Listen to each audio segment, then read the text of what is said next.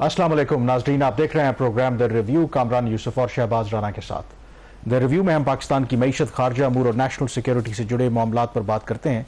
जमात इस्लामी का लियाकत बाग रावलपिंडी में आज दूसरे रोज़ भी धरना जारी है और ये धरना जमात इस्लामी मुल्क में जो बढ़ती महंगाई और ख़ास करके बिजली की कीमतों में जो होशरुबा इजाफा हालिया महीनों के अंदर हमें देखने को मिला है, उस हवाले से वो एहतजाज कर रहे हैं। और ये पहला आप कह सकते हैं कि बाकायदा एहतजाज किसी भी जमात की तरफ से, खास करके जो बिजली की कीमतों में इजाफा हो रहा है और आगे भी जिस तरह हम एक और IMF के प्रोग्राम की तरफ जा रहे हैं तो मजीद भी इसमें इजाफा होने का खदशा है।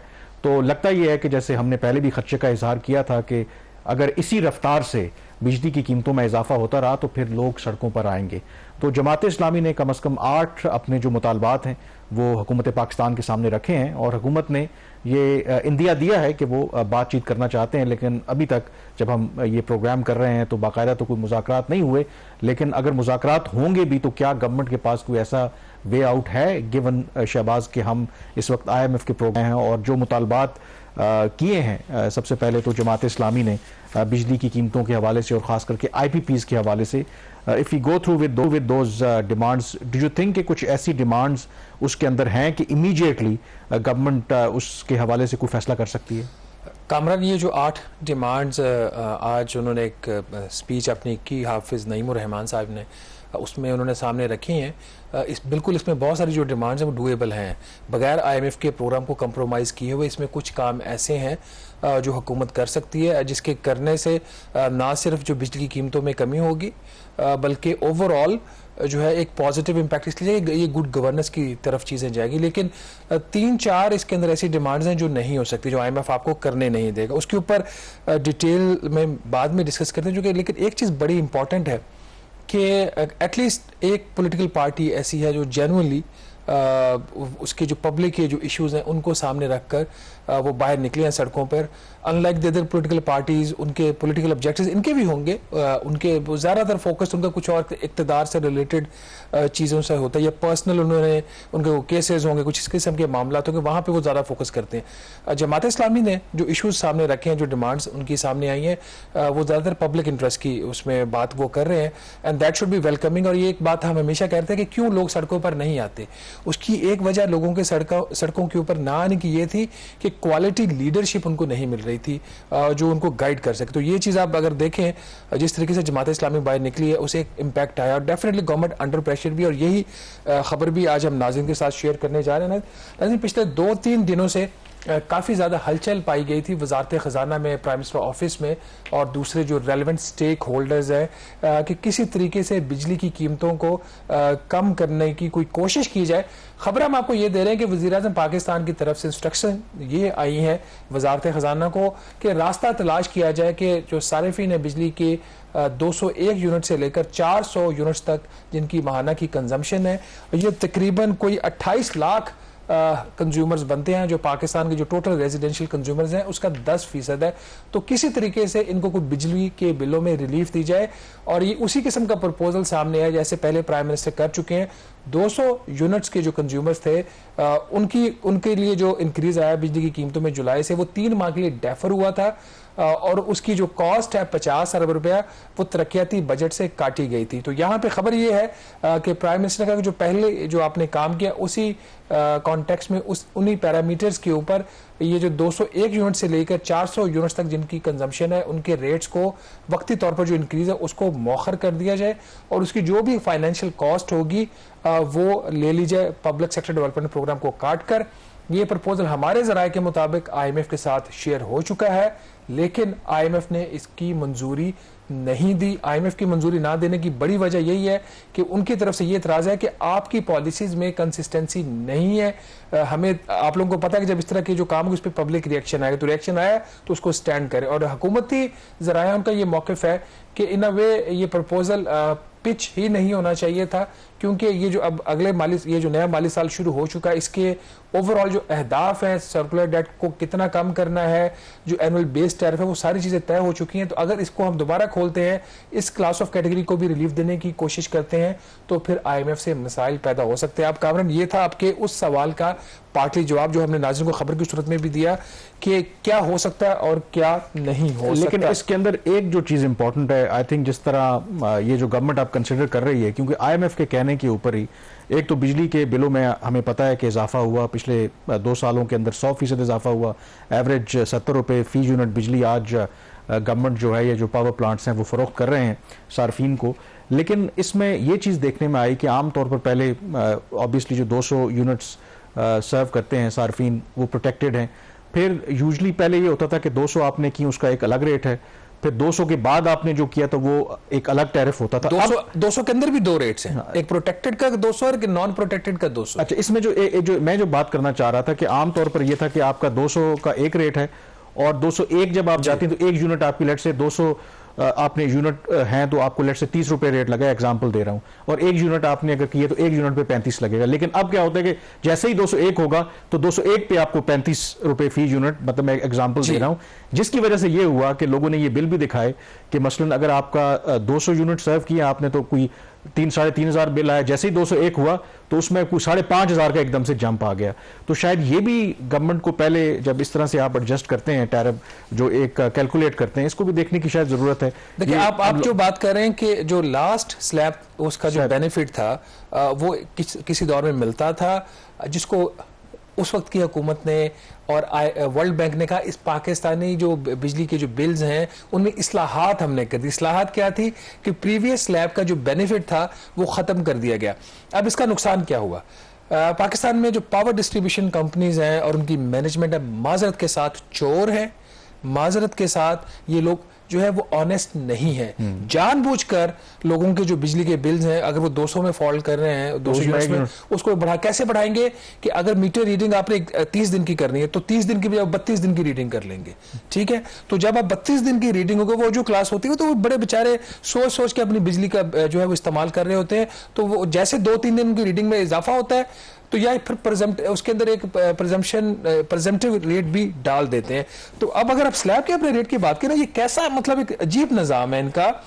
अगर आप लाइफ लाइन कंज्यूमर हैं और आपकी 50 यूनिट्स की कंजम्पशन है तो 3.95 रुपए रेट है, सब्सिडी है। Life line consumer 100 units consumption है तो रेट हो जाता है 7.74 रुपए।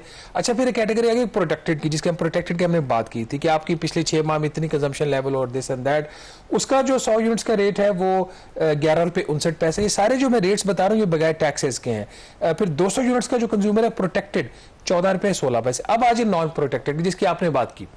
अब उस केस में इनके जो रेट चेंज होते हैं। फिर जैसे ही नॉन प्रोटेक्टेड कैटेगरी में क्या होता है कि 100 यूनिट्स का जो रेट है वो हो जाता है 23.59 रुपए। वैसे एक प्रोटेक्टेड में है तो आपका है वो 11.59 11.59 से 23.59 पे चला गया। यहाँ पे बेईमानी करते हैं ये पावर डिस्ट्रीब्यूशन कंपनीज, और कभी किसी को नौकरी से नहीं निकाला गया, कभी किसी जो है सीनियर मैनेजमेंट पावर डिवीजन में बैठी हुई है उसको ऊपर कोई एक्शन नहीं हुआ। अच्छा, इसी तरीके से जो 200 यूनिट्स के कंज्यूमर्स हैं नॉन प्रोटेक्टेड है उनका रेट हो जाता है 30 रुपए। तो ये आपका निज़ाम इतना खराब है और जिसको इस्लाहात कहा गया तो उससे इतनी पेचीदगियां पैदा होगी कि लोगों के लिए अब ये बिल देना मुमकिन नहीं है। अब तो लोग ये भी शिकायत करते हैं, आपको पता है कि नई टेक्नोलॉजी आ गई है, नए मीटर्स हैं, तो लोगों की ये भी शिकायत है कि शायद माजी में जो ये मीटर्स थे इतने तेज़ नहीं चलते थे, अब तो ये मीटर भी ज़्यादा तेज़ चलते हैं। इसीलिए आप देखें कि आम लोगों के जो शिकायत करते हैं कि पहले उनके अगर बिल बहुत कम आते थे, अब उनके बिल भी अगर एक पंखा या 2 लाइट चल रही हैं तो उनके भी 20-25 रुपए बिल आ रहे हैं। इसमें आई थिंक एक चीज रेट बहुत ज्यादा बढ़ गया ना, 2 साल में बात हो रही है। कई तरक्की याफ्ता ममालिक में होता है, जिस तरह आप मोबाइल होता है ना कि आप प्रीपेड का जो कॉन्सेप्ट है, शायद इन द लॉन्ग रन हमें वो इस्लाहात करनी पड़ेगी। आप पहले यूनिट्स खरीद लें कि आपको पता हो कि यार आप इतनी यूनिट सर्व करेंगे, तो इन द लॉन्ग रन शायद इसको देखें। अब अगर वो जमात इस्लामी के मुख्तलिफ जो आपने कहा कि चलें कई जगहों पर गवर्नमेंट के पास ये ऑप्शन है कि वो कर सकते हैं, मसलन उनका एक जो नंबर 1 मुतालबा है कि तमाम वो IPPs जो अपनी मियाद पूरी कर चुके हैं उनके साथ जो इमीडिएटली जो मुआहदा है वो मुआहदे जो आपने एक्सटेंड कर दिए, तो मुआहदों की जो मुद्दत थी पूरी होगी, हुकूमत ने खामोशी से एक्सटेंड कर दिए। इस हुकूमत ने किए या पिछली ने किए, गवर्नमेंट ऑफ पाकिस्तान ने एक्सटेंड कर। मजबूरी क्या थी? मजबूरी क्या है? कोई मजबूरी नहीं है। यही तो सारा मसला है इस मुल्क के अंदर।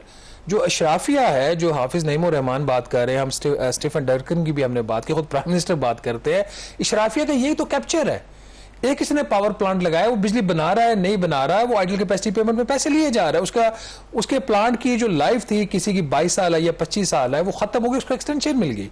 तो अगर ये तो ऐसी सूरत में गवर्नमेंट के पास, अगर फर्ज करें, मैं अस्यूम कर रहा हूं कि उसकी मियाद खत्म हो गई और गवर्नमेंट वो एक्सटेंड नहीं करती, तो फिर उस पावर प्लांट का क्या होता है? खत्म हो जाता है, खत्म हो जाएगा, उसका खत्म हो जाता है। अच्छा, इसमें जितने इनको रिटर्न्स दिए गए हैं वो अपना जो मुनाफा है हर चीज वो रिकवर करके जा चुके होते हैं। जो कॉस्ट ऑफ पावर प्लांट लगाने की वो तो कंज्यूमर पे कर रहा है।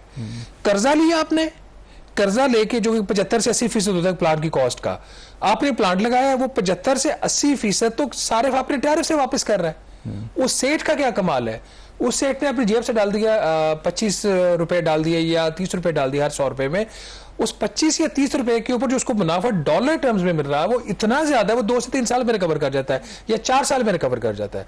जो मोहम्मद अली रिपोर्ट थी उसमें यही कहा गया कि जो चाइना के 2 कोल पावर प्लांट्स थे, एक ने पहले 2 साल में अपना जो उसकी इक्विटी थी उसका 71% रिकवर कर लिया इन्वेस्टमेंट का, और दूसरे ने 1 साल में 32% रिकवर कर लिया। तो ये तो इनकी मौजें लगी हुई हैं। अच्छा, ये माना जा सकता है, अगर हमें भी कोई अकल आती है, अगर छोटा सा पावर प्लांट हम भी लगा लेते और पैसा इकट्ठा करें, सैलरी क्लास एक प्लांट हम खुद भी अपना भी लगा सकते हैं। अच्छा, फिर दूसरा वो ये कह रहे हैं, अगेन वेरी वैलिड पॉइंट, उस पर क्यों आईएमएफ को इतराज होगा कि recover excess power purchase payment जो आपने आईपीपीज को की, ये पता कैसे चलेगा कि ये एक्सेस पेमेंट है? एक्सेस पेमेंट मोहम्मद अली की रिपोर्ट में दी हुई है, आप निकाल लें वहां से, आप उनका फोरेंसिक ऑडिट दोबारा कर लें। काम करना हो तो सब कुछ हो सकता है, बहाने करने हो तो आप कुछ नहीं कर सकते। ये उनका बिल्कुल वैलिड पॉइंट है, क्यों नहीं हो सकता। फिर वो ये बात कर रहे हैं, एंड अगेन वेरी सेंसिबल चीज उन्होंने कही है, वो कोई प्रेशर नहीं डाल रहे। वो कह रहे हैं कि जो मुआहदे आप कैंसिल नहीं कर सकते उनको रीनिगोशिएट कर लें, जिसमें उनका चाइनीज हो नॉन चाइनीज हो आप रीनिगोशिएट कर लें। वो ये नहीं कह रहे कि रीनिगोशिएशन आप शुरू करेंगे तो हम फिर उससे पहले उठकर नहीं जाएंगे, आप कमिटमेंट तो देंगे, हम उनको रीनिगोशिएट करेंगे। चौथी बात, लेकिन वो गवर्नमेंट एफर्ट तो कर रही है, आपको भी पता है कि चाइनीज मान नहीं रहे। ऐसा नहीं है कि गवर्नमेंट ने पहले चाइनीज गवर्नमेंट के प्लांट्स कितने, गवर्नमेंट ने खुद उसमें क्या मसला है? चाइना के साथ तो प्रॉब्लम है, आपको आप नहीं कर सकते, सॉवरेन गारंटीज है, सब कुछ है। गवर्नमेंट के अपने प्लांट्स का क्या प्रॉब्लम है, करें ना ओपन। अच्छा, फिर आ गया फोरेंसिक ऑडिट, वो कह रहे हैं करें आईपीपीसी के, इसमें क्या गलत है? बिल्कुल ठीक है, ठीक है। हुकूमत अगर किसी ने चोरी की है इन्होंने पावर प्लांट्स वालों ने, तो आप फोरेंसिक ऑडिट करके उनको साबित हो जाएगी। आप क्यों उनके ऑडिट करने से घबरा रहे हैं? अगली बात वो ये कर रहे हैं कि withdrawal increase in the electricity prices, ये मुश्किल लग रहा है। ठीक है, यहां पे आईएमएफ का जैसे भी हमने बताया दैट इज नॉट पॉसिबल। फिर वो कह रहे हैं कि यहाँ बाकी फिर दूसरे मुतालबात दो और मुतालबात है, लेकिन ये दो मुतालबात उनकी ठीक नहीं है। ये जमात इस्लामी की जो मुतालबात है, एक उनका मुतालबा ये है कि अभी एक्सपोर्टर्स के लिए जो आपने इनकम टैक्स रेट इंक्रीज किया वो खत्म करें। और ये मुझे वैसे बड़ी हैरानी हुई है कि जमात इस्लामी आप अपने आप को एक वर्किंग क्लास की जमात समझती है। मुझे समझ नहीं आई कि यहाँ पर वो जो एक्सपोर्टर्स का इंटरेस्ट है उनको क्यों वो प्रोटेक्ट कर रहे हैं। I don't know. अच्छा, वो हो सकता है प्रॉपर्ली ब्रीफ ना किया गया या व्हाटएवर, लेकिन ये आज उन्होंने जो प्रेस कॉन्फ्रेंस की तो मैं खुद सुन रहा था, उसमें उन्होंने ये बात की। एक और जो लास्ट पॉइंट उनका कामरान, वो ये है कि जो आप कह रहे हैं कि ताजरों के ऊपर बिल्कुल आप टैक्स लगाएं, हम इसकी हमायत करते हैं, लेकिन ये जो आप मंथली फिक्स्ड आपने टैक्सेस लगा दिए हैं 40,000 रुपए से लेकर 60,000 रुपए तक, जो हायर लेवल पे जा रहे हैं, वो भी मेरे ख्याल में तो कम है, पर वो कह रहे ये नहीं होगा, ये आप इस तरह नहीं रिकवर कर सकते। तो आप, लेकिन ये हम इससे पहले आई थिंक डिस्कस भी कर चुके हैं कल के प्रोग्राम में कि आपको भी पता है कि ताजरों के ऊपर हर गवर्नमेंट कोशिश करती रही है उनको टैक्स नेट में लाने के लिए, कितना मुश्किल काम है। तो शायद एक कॉम्प्रोमाइज्ड बात मेरा ख्याल है कि हाफिज नईम साहब जो हैं यहाँ पे, मुझे ये लग रहा है कि वो चूंकि उनको स्ट्रीट पावर चाहिए तो वो ताजरों को भी उसमें पॉलिटिक्स को लेकिन थोड़ी सी ओवरऑल अगर नाज़रीन आप देखें जमात इस्लामी के जो मुतालबात है वो काफी हद तक जायज है। 2-3 मुतालबा जो मैंने बता दिए, एक उनका एक्सपोर्टर्स वाला वो शायद मुनासिब बात नहीं है मेरी नजर में, और दूसरा ताजरों के हवाले से, तीसरा मुतालबा उनका जायज है इलेक्ट्रिसिटी की प्राइसेस कम करने का, जो टैरिफ इंक्रीज हुआ, लेकिन ये शायद हुकूमत के लिए मुमकिन ना हो, लेकिन हुकूमत कर सकती है अपनी एफिशिएंसी और बाकी चीजें ठीक करके। ये एक जो बाकी हमारे सियासी जमातें हैं पाकिस्तान की, उनके लिए भी एक लेसन है कि आप अपने जाती मफादात के लिए तो बिल्कुल सड़कों पर आते हैं, हड़तालें भी करवाते हैं, सब कुछ करवाते हैं, आप सिविल डिसोबीडियंस की अपील भी करते हैं, लेकिन जो जेन्युइन अवाम के जो हकूक है, जहां से लोग सफर कर रहे हैं, आप सैलरी क्लास की टैक्सेशन इंक्रीज का मुतालबा भी उनका है कि इसको वापस लिया जाए। तो ये जो जमात इस्लामी है, तो इस किस्म की अगर पॉलिटिक्स अगर पाकिस्तान में हो तो जो राइट्स है जो सिटीजन्स के, उसको प्रोटेक्ट करने में आसानी होगी। यहाँ पे छोटी सी ब्रेक लेंगे और ब्रेक के बाद जब वापस आएंगे तो एक और इशू जो इसी से रिलेटेड हुआ है कि तनख्वाहदार तबका कितना टैक्स पे कर रहा है, और जो जमात इस्लामी का मुतालबा है कि इनके लिए जो टैक्स इंक्रीज जो है वो वापस लिए, वो क्यों ठीक है, इस पर बात करेंगे छोटी सी ब्रेक के बाद।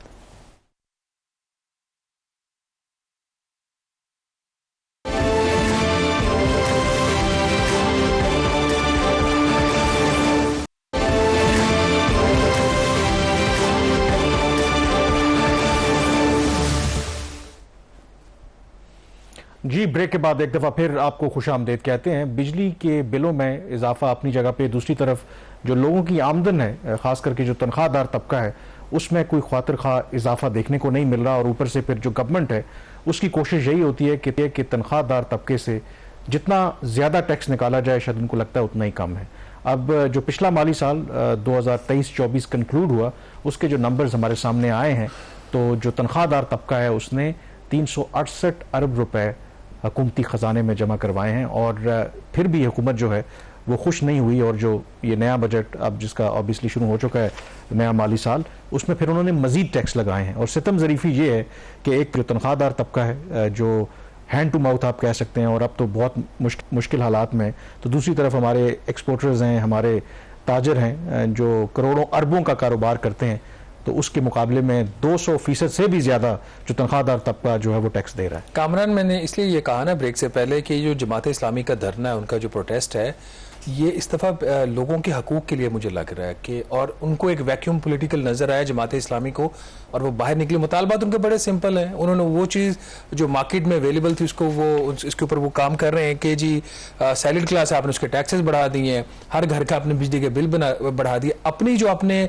शाह खर्चियाँ हैं उसमें कमी नहीं की, अखराजात में कोई कमी नहीं है। एवरेज इन्फ्लेशन रेट जो है अगले साल का, इस माली साल का जो हदफ है गवर्नमेंट का, वो 12% है। 30% अपने बजट में इजाफा कर दिया है। और चूंकि हमने इतना शाही खर्चे रखे हुए हैं, 30% इजाफी बजट चाहिए, तो सैलरी क्लास के लिए और बर्डन डाल दिया गया। अगर आप जस्ट अक्रॉस द बॉर्डर जाएं, भारत, वैसे तो बहुत सारे लोगों को तकलीफ होती है भारत की जब बात की जाती है, लेकिन अगर आप रियलिटी में देखें उनकी हुकूमत क्या कर रही है और हम क्या कर रहे हैं। भारत ने सैलरी क्लास को इनकम टैक्स में रिलीफ दिया, मिडिल इनकम ग्रुप को। अभी मैं कोई खबर पढ़ रहा था किसी इंडियन न्यूज़पेपर की, उसमें गालबन जो अमाउंट ऑफ रिलीफ है जो मिडिल क्लास को उन्होंने पास ऑन की है, वो कोई 370 अरब रुपया है टैक्स रिलीफ उनका। और कंपेयर टू दैट पाकिस्तान की सैलरी क्लास जो 4th highest income tax payer है विद होल्डिंग टैक्स की मद में, उसके ऊपर 85 अरब रुपए का और ज्यादा बोझ डाल दिया गया है। और बात यहां पे रुकेगी नहीं, क्योंकि ये सिलसिला 6 साल से चल रहा है, कोई बोल नहीं रहा, कोई हुकूमत का हाथ नहीं पकड़ रहा। और नतीजा नाजरीन ये है कि 368 अरब रुपया पाकिस्तान के तनख्वाहदार तबके ने इस माली साल में जो खत्म हुआ है उसमें इजाफी टैक्स पे किया है, जो उससे पिछले साल के मुकाबले में 39% ज्यादा है। मतलब सैलरीड क्लास ने अपनी सैलरी से 39% और ज्यादा पैसा निकाल के हुकूमत को दिया, ताकि हुकूमत की तसल्ली हो जाए। 264 अरब रुपए की टैक्स पेमेंट थी आज से 1 साल पहले, जो बढ़कर 368 अरब रुपए की होगी। और सिलसिला यहां नहीं रोकेगा। हुकूमत खुद कह रही है 85 अरब रुपए के इजाफी टैक्सेस इन्होंने सैलरी क्लास पे इस दफा डाल दिए, तो 450 अरब रुपया कम अज कम सैलरी क्लास से वसूल किया जाएगा। अब इसके ये पाकिस्तान का 4th हाईएस्ट टैक्स पेयर बनता है सैलरी क्लास। इसके मुकाबले में अगर आप देखें, ताजर हजरात जो हैं उन्होंने सिर्फ 17.5 अरब रुपए का टैक्स पे किया है। हमारे जो एक्सपोर्टर्स हैं जिनका अभी इनकम टैक्स रिजीम चेंज हो चुका है 1 जुलाई से, उन्होंने सिर्फ 93.5 अरब रुपए का टैक्स पे किया है। अगर सैलरी क्लास का टोटल जो इजाफी टैक्स उसने जो पे किया है पिछले माली साल में, वो 104 अरब रुपए के करीब बनता है। और जो हमारे ताजर हैं और हमारे जो एक्सपोर्टर्स हैं, उन्होंने जो मिला के टोटल टैक्स उन्होंने पे किया वो 111 अरब रुपए है। मतलब जो हम इजाफी टैक्स 1 साल में दे रहे हैं वो उसके बराबर है जो पाकिस्तान का अमीर तरीन तबका और वो ताजर जो करोड़ों का कारोबार करते हैं उसके तकरीबन बराबर है। और इससे बड़ी नाइंसाफी किसी मुआशरे में नहीं हो सकती। इससे बड़ी एग्जाम्पल जो इशराफिया के लीड कैप्चर की जो बात की जाती है कामरान, वो नहीं हो सकती। और ये सिलसिला जो है ये मुझे अब ऐसे लग रहा है कि यहाँ पे कहानी खत्म होने वाली नहीं। ये तो वो डायरेक्ट टैक्सेस है ना जो आपको सेक्शन 149 में नजर आ जाते हैं। कुछ ऐसी कंट्रीब्यूशन भी है सैलरी क्लास की जो नजर नहीं आती, जो क्लब हो जाती है जिस तरह बाकी लोग भी करते हैं।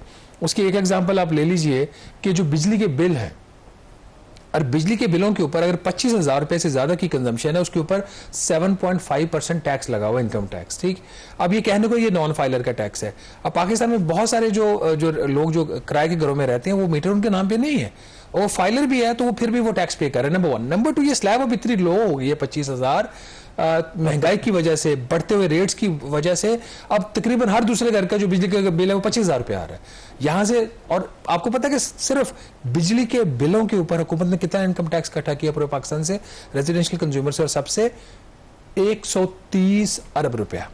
सैलरी क्लास की डेफिनेटली यहां पे भी कंट्रीब्यूशन है। आपके मोबाइल फोन्स, आपके इंटरनेट के जो फोन्स हैं, आपके बिल्स हैं, उसके ऊपर टैक्स लगा हुआ है, इनकम टैक्स, उसका जो टोटल जो कलेक्शन है पाकिस्तान से वो है 100 अरब रुपया। फिर मैं आपको बहुत सारे ऐसे सेक्शंस जो हैं वो गिनवा देता हूं लॉ के। एक और जो है आपका जो कहा जाता है कि जो कॉन्ट्रैक्टर्स हैं, सर्विस प्रोवाइडर्स हैं, जो पाकिस्तान में सबसे ज्यादा विदहोल्डिंग टैक्स पे करते हैं, वो 498 अरब रुपया उन्होंने इस साल पे किया है। 498 अरब रुपया, जिसमें कॉन्ट्रैक्टर, सर्विस प्रोवाइडर्स आ जाते हैं। इसके अंदर अच्छी खासी आपकी क्लास है, सैलरी क्लास यहाँ पे भी छुपी हुई है। तो अगर आप एज अ होल देखें, जो सबसे ज्यादा जिस तबके को किसी तरह की भी रिलीफ की जरूरत है, उसके अखराजात जिस तरीके से बढ़ रहे हैं, उसको आमदन में इजाफा चाहिए, वो सैलरी क्लास है, और उसी के ऊपर काम सबसे ज्यादा इस वक्त बोझ आ रहा है। लेकिन इसमें जो आपने कहा कि ज़ाहिर है कि रिटेलर्स और जो एक्सपोर्टर्स हैं, ज़ाहिर है कि अरबों में ये डील करते हैं, लेकिन टैक्स की कंट्रीब्यूशन इनकी बिल्कुल आप कह लें कि वो मेंशन भी नहीं करना चाहिए। लेकिन जो बजट आया उसमें कम से कम, जैसे हम जिक्र भी कर रहे थे कि रिटेलर्स के हवाले से भी एक नई जो इनकम टैक्स स्कीम है वो लॉन्च की गई, और अपेरेंटली बाय एंड लार्ज ताजरों को उस पर एतराज़ नहीं है। एक कितना कंट्रीब्यूशन होगा जब अगले माली साल, जब ये माली साल कंक्लूड होगा? दूसरा, एक्सपोर्टर्स को भी जो पहले उनको एक स्पेशल टैक्स रजीम दिया था हमने, 1% टैक्स डिडक्शन थी, अब उनको एक नॉर्मल इनकम टैक्स रजीम में शामिल किया। तो इसके बाद क्या पॉसिबिलिटी है कि दे गेट क्लोज टू जो सैलरी क्लास जो है वो पे कर रही है? देखिए, जो हुकूमत के अपने एस्टीमेट्स हैं, ये ताजरों की जो स्कीम आई है, जब ओरिजिनल प्रपोजल ने दिया था उसकी बेस पे 50 अरब रुपया इजाफी उनका ख्याल था कि ताजरों से पूरे पाकिस्तान से इकट्ठा किया जाएगा। हमने कल के प्रोग्राम में डिटेल में बताया कि बहुत बड़ी एक जो तादाद है ताजरों की, उसको स्कीम से निकाल दी गया है। तो अब 50 अरब तो बहुत मुश्किल मुझे लग रहा है। तो अगर आ भी जाए तो 50 जमा 17 अरब जो उन्होंने इस साल पे किया, तो कितना होगा? 67 बिलियन। हमारा जो इजाफा है इस अगले नए माली साल में, उससे ज्यादा 85 अरब जो हमसे क्लेम कर रहे हैं। एक्सपोर्टर्स का, हुकूमत का ये ख्याल है कि 125 अरब रुपया कम से कम इनको वहां से मिल सकता है। तो वो तो एक्सपोर्टर्स वाला काम तो ठीक हो गया, वो तो स्टैंडर्ड इनकम टैक्स रेट के ऊपर चलेंगे। अब मसला कामरान ये है, क्यों IMF के प्रोग्राम की फिर जो है वो एक तनकीद होती है उसके ऊपर और उसकी पॉलिसीज के ऊपर, जो पाकिस्तान को मुसलसल ऐसे एक जगह पे लेके जा रही हैं कि जहां पे लगता ऐसे है कि IMF चाहती है, IMF के जो हुकाम है वो चाहते हैं कि लोग सड़कों पे निकले, वो चाहते हैं कि पाकिस्तान में सोशल अनरेस्ट हो, जिस किस्म की पॉलिसीज पाकिस्तान से इंप्लीमेंट करवा रहे हैं। ये जब सारी डिबेट चल रही थी इनकम टैक्स रेट्स में, जब इजाफा हो रहा था सैलरीड क्लास के लिए, ऑल दो हमें मौत हर दफा दिखा के कहते हैं जी हमने सिर्फ आपको गुर्दा निकाला, आपको मारा नहीं है, कि जी वो तो 300 अरब का मुतालबा कर रहे थे, हमने 85 अरब डाल दिया है, 75 अरब डायरेक्ट और जो 10% सरचार्ज वाला 10 अरब रुपया उसका भी। तो ये सारी चीजें अगर आप देखें, और जब प्राइवेटली जब हमारी कॉन्वर्सेशन हुई और बहुत सीनियर लेवल पे गवर्नमेंट के लोगों से, उन्होंने कहा कि जब हमने IMF से ये चीज़ टेकअप की कि सैलरी क्लास का ऊपर बोझ बनता नहीं, वो पहले ही ज़्यादा टैक्स पे कर रहे हैं। नेथन पोर्टर जो IMF के मिशन चीफ है, उनका नाम लेकर मुझे बताया गया कि नेथन पोर्टर ने आगे से कहा कि नहीं जी, आप में सलाहियत ही नहीं है कि आप कहीं और से टैक्स इकट्ठा कर सकें, तो हमें सॉलिड आपके रेवेन्यू मेजर चाहिए, तो सैलरीड क्लास ही है। और कहते हैं जी हुकूमत का दावा है कि जब हमने बहुत ज्यादा पुश किया कि ना करें, तो उन्होंने आगे से कहा कि ठीक है, आप बाकी जराए से जब आपकी इनकम टैक्स की कलेक्शन बेहतर हो जाएगी तो यहां से हम इनको फिर अगले साल रिलीफ दे देंगे। नहीं तो क्या गवर्नमेंट ने कोई मुतबादिल प्लान? देखें, IMF को तो इससे कोई सरोकार नहीं है, उनका तो ये है कि बड़ा एक सिंपल रेसिपी होती है, आपको वो कर्जा दे रहे हैं और उन्होंने मेक श्योर करना है कि वो कर्जा पाकिस्तान उनको वापस लौटाए। और ज़ाहिर है ईजीएस्ट बात तो यही है कि जिन लोगों पे ऑलरेडी आप टैक्स लगाया हुआ है उनसे मजीद आप टैक्स लें। तो क्या IMF को गवर्नमेंट ने कोई मुतबादिल प्लान पेश किया था कि जब कहा कि नहीं, हमें जो सैलरीड क्लास है इसको मजीद बर्डन नहीं करना चाहिए? क्योंकि कसूर तो हमारा भी है ना। अगर उनके पास कोई ऐसा सॉलिड प्लान होता तो शायद IMF को जरूरत ना पड़ती इसकी। कामरान, बात आपकी ठीक है। मेरा नहीं ख्याल कि गवर्नमेंट ने कोई ऑल्टरनेट प्लान जो है वो प्रेजेंट किया भी होगा, क्योंकि हुकूमत को इस बात से फुर्सत ही नहीं थी कि अपने अखराजात को मुसलसल बढ़ाती जाए। 75 अरब रुपया जो पार्लियामेंटेरियंस की स्कीम्स के लिए वो दे दिया गया बजट के अंदर, बजाय इसके कि वो 75 अरब पार्लियामेंटेरियंस को ना देते और यहां से सैलरी क्लास ना बढ़ाते। एक ऐसा तबका जिसकी कोई आवाज नहीं है, अब फिर उसके ऊपर इतना ज्यादा बोझ और मजीद इस बोझ में इजाफा हो रहा है इस बजट में। अब बनता तो यही है कि जो जमात इस्लामी के जो मुतालबा है, जिसमें ये वाला मुतालबा भी शामिल है, तो गवर्नमेंट के पास एक अपॉर्चुनिटी है कि एक पब्लिक प्रेशर है, एक पोलिटिकल पार्टी सड़क पे आ चुकी है, वो धरना दे चुकी है, तो हमारे ऊपर दबाव है, लिहाजा इसको रिवर्स किया जाएगा। यहाँ पे छोटी सी ब्रेक लेंगे और ब्रेक के बजाय वापस आएंगे तो बात करेंगे एक और अहम चीज जो IMF ने हुकूमत पाकिस्तान से मनवा ली है, क्या वो दुरुस्त है या वो भी गलत है, इस पर बात करेंगे एक छोटी सी ब्रेक के बाद।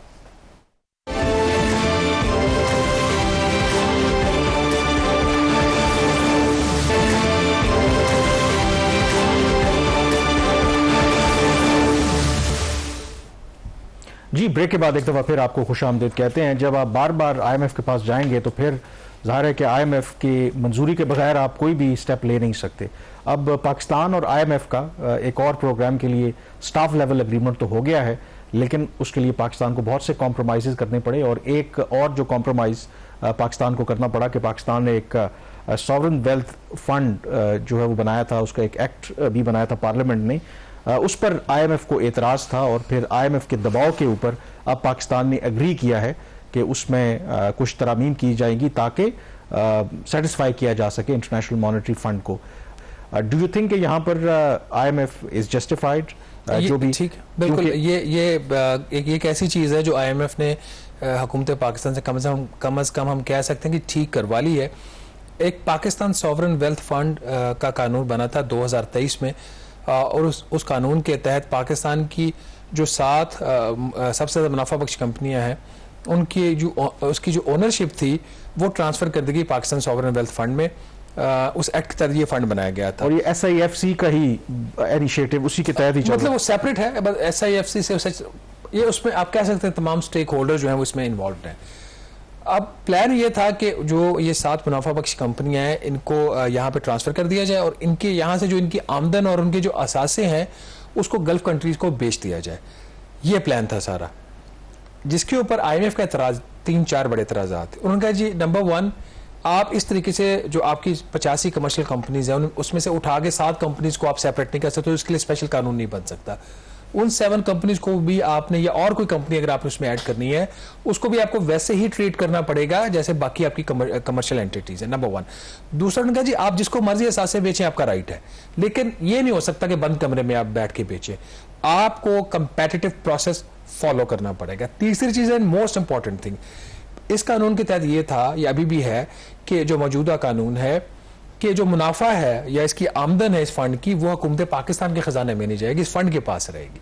सबसे बड़ा एतराज़ उनको इसके ऊपर था कि आपके पास पहले ही खाने को कुछ नहीं है, आपकी रेवेन्यूज कम है, तो जो प्रॉफिटेबल एंटिटीज के मुनाफा आप यहाँ पर रिटेन कर रहे हैं उसका फेडरल गवर्नमेंट को कोई फायदा नहीं हो रहा, तो आप इसको रिटेन नहीं कर सकते, आप इसको वापस सरेंडर करेंगे। एंड फोर्थली उन्होंने कहा जी कि आप ये भी नहीं कर सकते कि जो इसके स्टेट बैंक ऑफ पाकिस्तान है वो लेंडिंग करे फंड को, या फंड का जो मुनाफा वहां से जो कुछ आपकी लॉस मेकिंग एंटिटीज हैं उसको आप लेंडिंग करें। तो ये सारी चीजें मजबूरन अब हुकूमत पाकिस्तान को मानना पड़ गई हैं। 31 दिसंबर 2024 की डेडलाइन है। ये जो कानून है इसके अंदर मेजर अब चेंजेस आने जा रही हैं। एक सेक्शन 50 जो है जिसकी वजह से ये जो 7 कंपनीज थी उनको SOEs कानून से के कानून से एग्जामिशन थी वो भी सेक्शन खत्म होगा और होलसेल चेंजेस होंगी उन तमाम शिकों में इस कानून के जिसका ताल्लुक इस फंड के ऑब्जेक्टिव से, इसके बिजनेस से, इसके विड्रॉल से, प्रॉफिट टेकिंग से, और जो है अगर आपने इन्वेस्टमेंट करनी है उसके कंपेटिटिव प्रोसेस से। यहाँ पे बहरहाल एक अच्छी चीज तो कम से कम इस प्रोग्राम के अंदर हमें नजर आई है। एक छोटी सी ब्रेक लेंगे और ब्रेक के बजाय वापस आएंगे, करेंगे पाकिस्तान, अमेरिका और चीन के ताल्लुकात की। स्टे विद अस।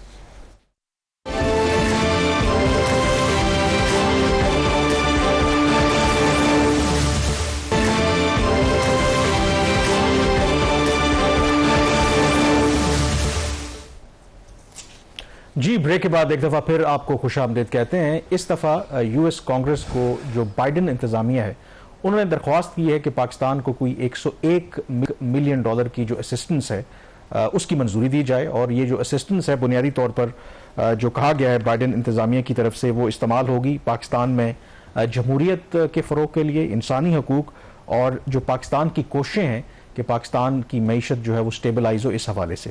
लेकिन इंपॉर्टेंटली ये जब दरख्वास्त की गई तो US assistant secretary of state for south and central Asia Donald लू, उन्होंने जो कांग्रेस के सामने बयान दिया, उन्होंने कहा कि वाशिंगटन जो है अब एक ऐसे मंसूबे पर काम कर रहा है कि जिसके तहत जो पाकिस्तान की ओवर रिलायंस है, यानी कि बहुत ज़्यादा इन्हिसार है चीन के ऊपर, उसको कम किया जाए।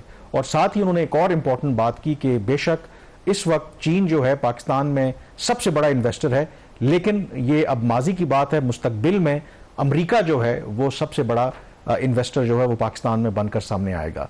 अब शहबाज, ये जो डेवलपमेंट हुई है इसको इस तरह देखा जा रहा है कि शायद अमेरिका की तरफ से एक दफ़ा फिर कोशिश हो रही है कि पाकिस्तान को चीन से दूर किया जाए, और एक इन अ वे ऑफर भी की जा रही है पाकिस्तान को आप कह सकते हैं, कुछ लोगों का ख्याल है कि एक लॉलीपॉप दिया जा रहा है कि आप अगर चीन से दूरी इख्तियार करेंगे तो हम जो आपके मुआशी और बाकी जो मसाइल हैं उनमें हल करने की आपकी मदद कर सकते हैं। अब ये कितना इन पर एतमाद किया जा सकता है वो एक अलग बात है, बट जो डिप्लोमेटिक इश्यूज को फॉलो करते हैं, इंटरनेशनल रिलेशंस को, इस स्टेटमेंट को वो लाइटली नहीं ले रहे। इट अपेयर्स, कुछ लोगों का ख्याल है कि बिहाइंड द सीन कुछ ना कुछ ऐसी डेवलपमेंट्स हो रही हैं कि शायद इस तनाजुर में ये बयान सामने आया उनका।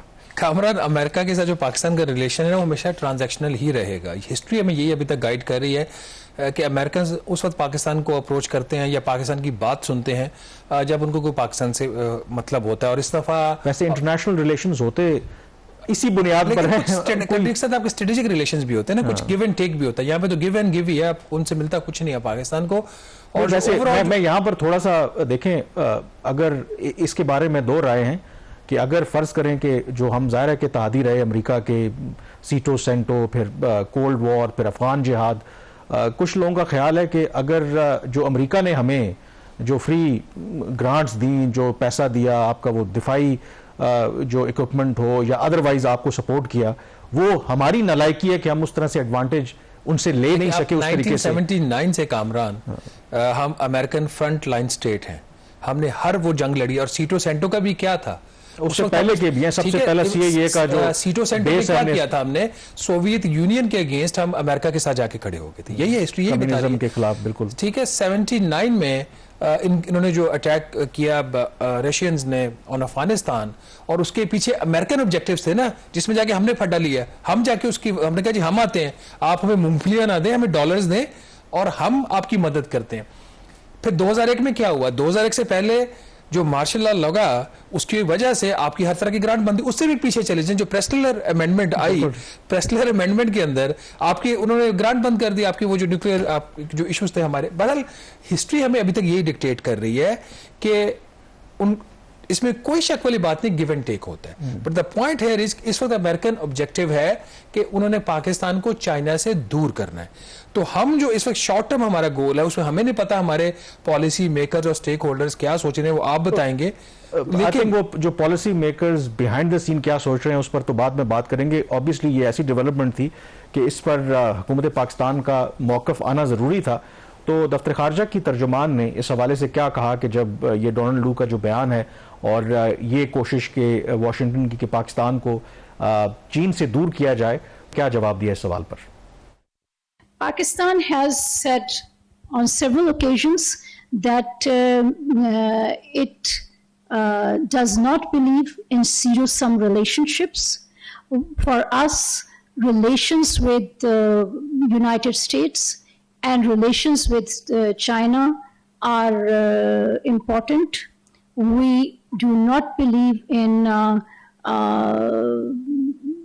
situations where a relationship with one country can be sacrificed on the altar of relations with another.